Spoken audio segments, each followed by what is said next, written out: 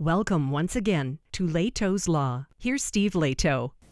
Got an email from Paul about a story out of Ohio that's fascinating to me. And it says, federal judge blocks measure giving Lake Erie legal rights. This is from a website from the News Journal. And what happened was an unusual ballot measure approved by voters in Ohio's fourth largest city to give legal rights to Lake Erie has been struck down by a federal judge. I guess this is just the city of Toledo that did this, not the whole state. But John Sewer wrote the story for the Associated Press, and there was a group of environmental organizations that had gotten together in Toledo and were hoping to get this as a method to protect the lake. So the law would have allowed individuals to step up and say, I believe the lake has a valid claim. Let's file a lawsuit on its behalf. Now, U.S. District Judge Jack Zori said the measure was unconstitutionally vague and exceeded the powers of the municipal government in Ohio. In other words, besides everything else, what right does the city of Toledo have to bestow rights upon a lake? He said the supporters were well-intentioned, but he said that his decision was not even a close call. He couldn't let this stand. Environmental groups had rallied behind the Lake Erie Bill of Rights because of their concerns about the persistent toxic algae blooms in the lake's western basin that are a threat to drinking water and the lake's overall health. Much of the pollution feeding the algae is said to be runoff from fertilizer that flows into the lake through tributaries. And Lake Erie, several Great Lakes, of course, Huron, Ontario, Michigan, Erie, and Superior.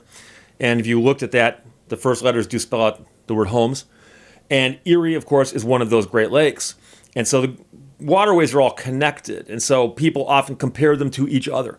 And then, of course, Michigan and Huron come around, and the waterway then flows into Lake Erie and then out that way. And Lake Erie is a rather shallow lake as far as Great Lakes goes, especially at the one end. And because it's shallow and there's so much industrial stuff in the area involving Detroit and then Toledo, which are not that far apart from each other, that a lot of stuff gets in the water.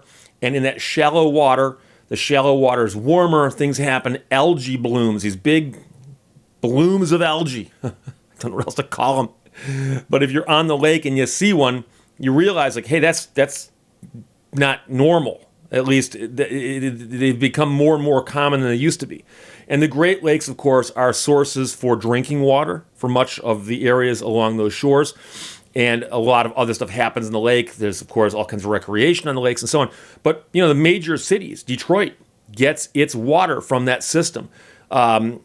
Toledo gets their water, I presume, from that system. So you want to protect the water. But the question is, how do you protect water? Does the city of Toledo have the right, if its voters say it does, to bestow personhood upon a lake? And a federal judge says no. A fifth-generation farm in a family in Wood County sued the city of Toledo to overturn the measure a day after voters approved it a year ago. And the farm industry was against this measure as well, saying that it would open the door for lawsuits, forcing them to make costly changes to the way they farm.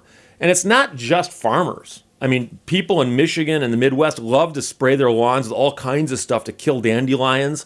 And people think, well, hey, I killed the dandelions. That's cool.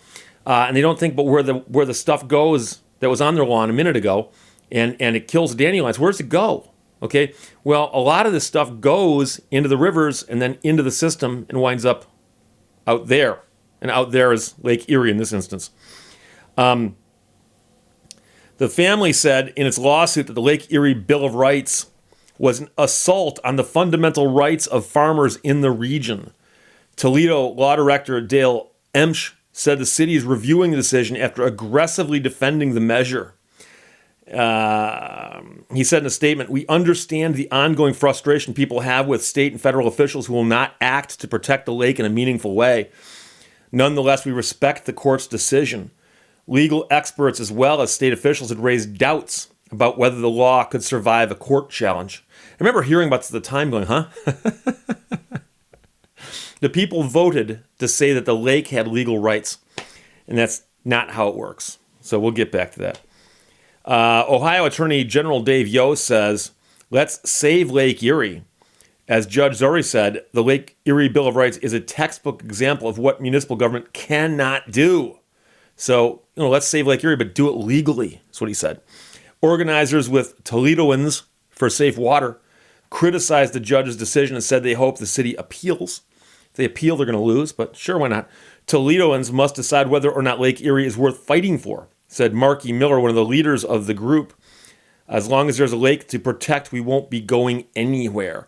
And here's the thing. No one is arguing, that the lake isn't valuable and shouldn't be protected. The question, of course, is what steps should be taken to protect it, and whose job is it to protect the lake?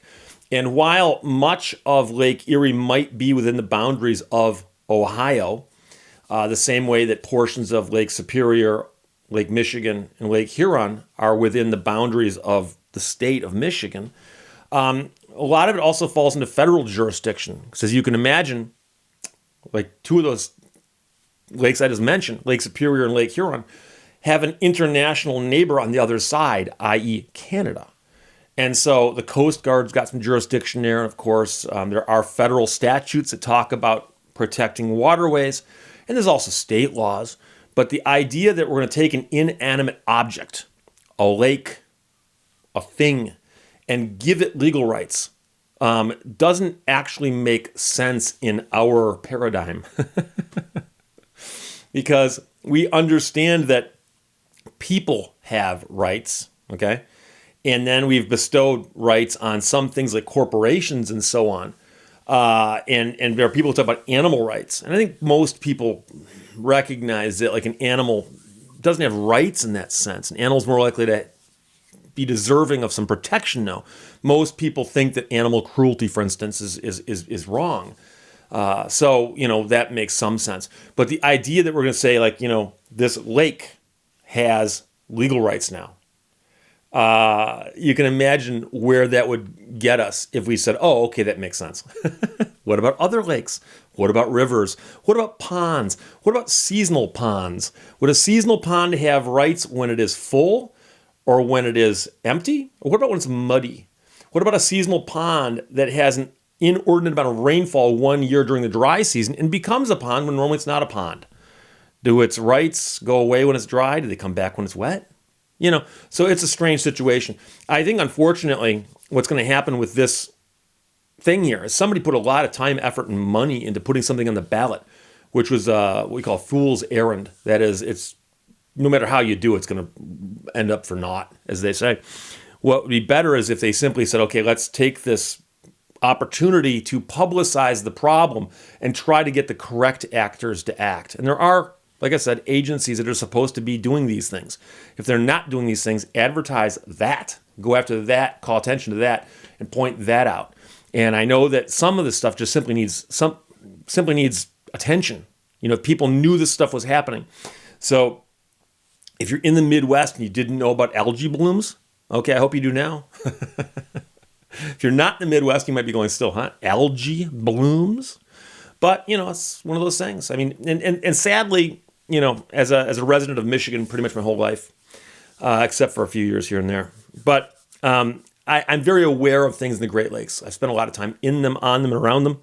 And, every now and then we hear about new threats. And a few years ago, zebra mussels showed up. And zebra mussels are a little mollusk. And they came here, we think, in the ballast of some ocean-going freighters. And then they wound up in our waters. And zebra mussels quickly overtook everything where they went, to the point where you could go into a lake that didn't used to be clear water, and it would be clear water very, very deep, because the zebra mussels are filter feeders, and they're filtering everything out because they're multiplying like, I hate to say rabbits, because rabbits are slow compared to zebra mussels. And the weird part about it was they grow into clumps and then die. And so you'd be out at a beach, for instance, walking on the bottom, and you'd step on these clumps of zebra mussels. But that wasn't the real problem. The real problem is that zebra mussels, as filter feeders, were taking everything out of the water that other animals native to the area needed to feed on, because that was the bottom of the food chain, or near the bottom of the food chain.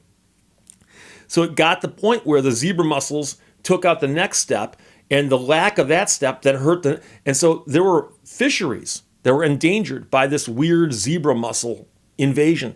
The weird thing is that the zebra mussel population did this because of the fact they had so little competition at the beginning. And it's not that they're gone, but they are nowhere near as bad now as they were 15 years ago. So the algae blooms showed up a few years ago, and they appear to be getting worse. And it's one of those things where some things fix themselves, some things don't, but the people in charge need to take a look at that, and the people who aren't in charge just need to hold those people and their feet to the fire. So there you go. A lake is not a legal entity that can file lawsuits or have lawsuits filed on its behalf, but there might be better ways to do this. So I understand the position. I wish there was more that they could do, but I don't think that's the right way to do it. Questions, comments, put them below. Let's talk to you later. Bye-bye. Thank you for watching Lehto's Law.